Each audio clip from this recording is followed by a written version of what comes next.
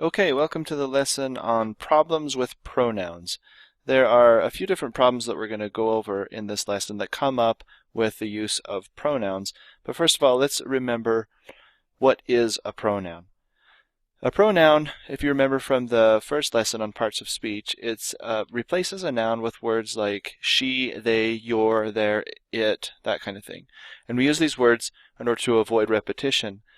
So what does this look like in a sentence? If we didn't have pronouns, a sentence might look like this. Students can view the students' grades online.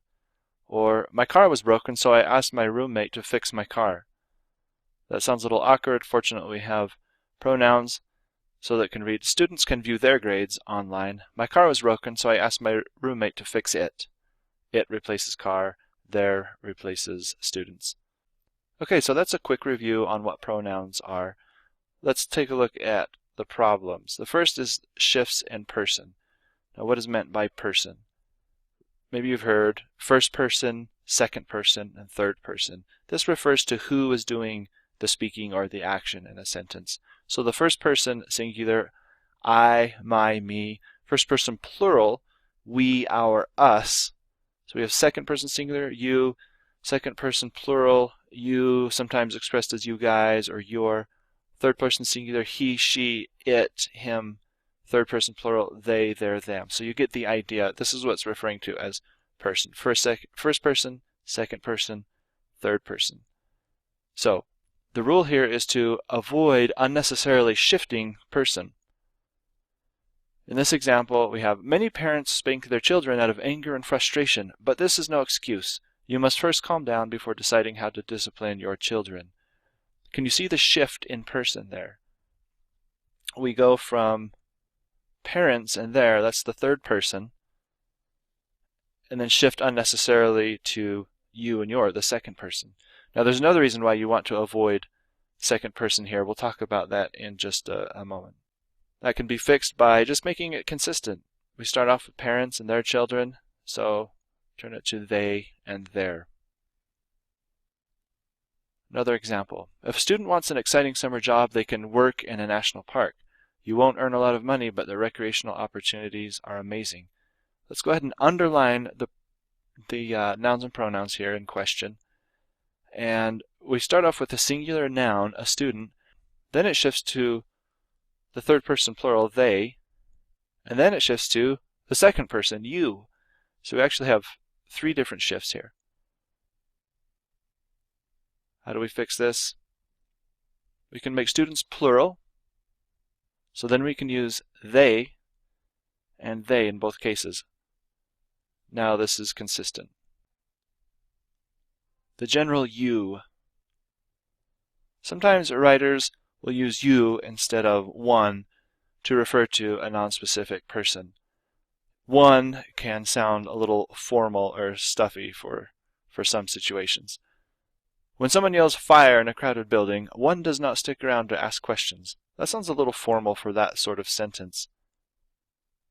So it would be acceptable to say, when someone yells fire in a crowded building, you don't stick around to ask questions.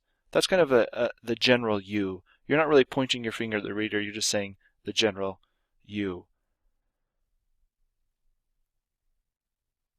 A word of caution, though, when using that is it can sound accusatory. For example, in this sentence, once you understand the causes of obesity, you can start changing your lifestyle. It sounds like the writer here is pointing his finger at the reader. And so it's better to put it in the third person. Once people understand the causes of obesity, they can start changing their lifestyle. When it comes to recycling, one can always do better. Okay, that's one possibility to deal with a general you. When it comes to recycling, we can always do better.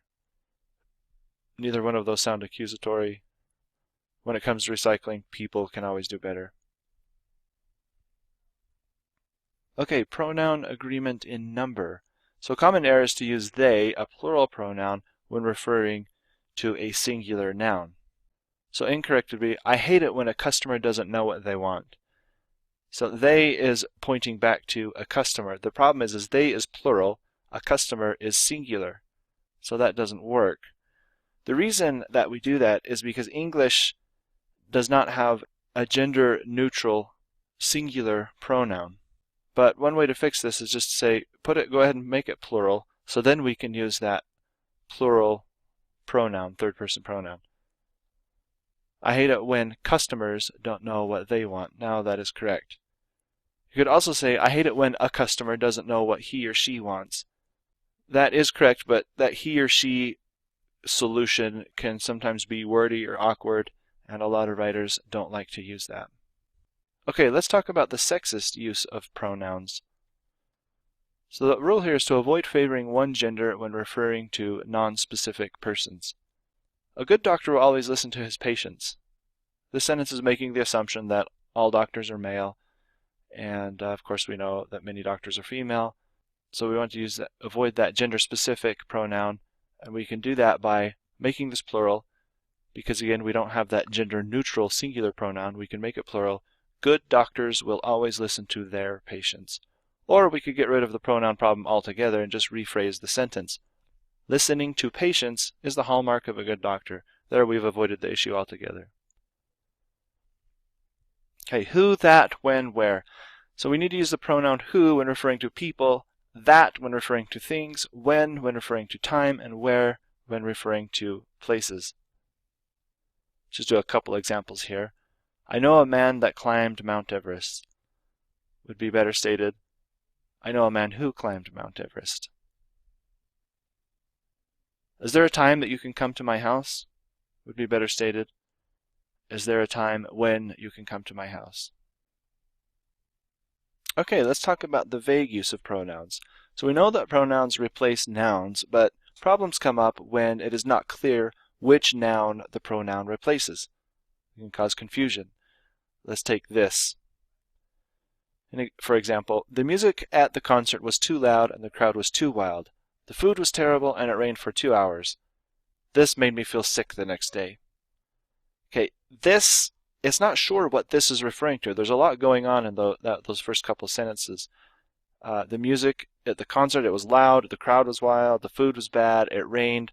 So what does this refer to of those things? What was it that made this person feel sick the next day? The way to fix this is just to restate the items. If there's any confusion about what the pronoun would be referring to, instead of using the pronoun, just restate the actual things being referred to. The bad food and chilly weather made me feel sick the next day. That. He said he got stuck in traffic and blew a tire. He also said he ran out of gas just before he arrived. That seems pretty unlikely to me. So that is one of these where this can come up, this idea of a vague pronoun, not knowing what it refers to. Most of the time it's obvious what these pronouns refer to, but if there's ever kind of a list of things in the sentences leading up to it, there can be some confusion. So is it the traffic? Is it the blown tire? Is it running out of gas? What seems unlikely? Maybe it's everything, but we need to be specific, and this, for example, could be changed to running out of gas seems pretty unlikely.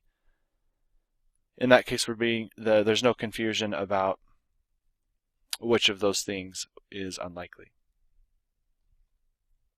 Okay, with people, we want to make sure it's clear who the pronoun he, she, they, him, her refer to.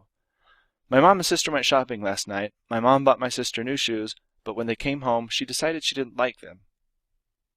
Okay, who is she? Is it the sister or the mom? It's not certain, so it's better just to restate the actual noun instead of using a pronoun. All right, go ahead and stick a fork in this lesson because we are done with pronouns. Again, it's just one of those things that if you have trouble with these, or if this has been a weakness for you, you'll want to pay particular attention to it when you are proofreading.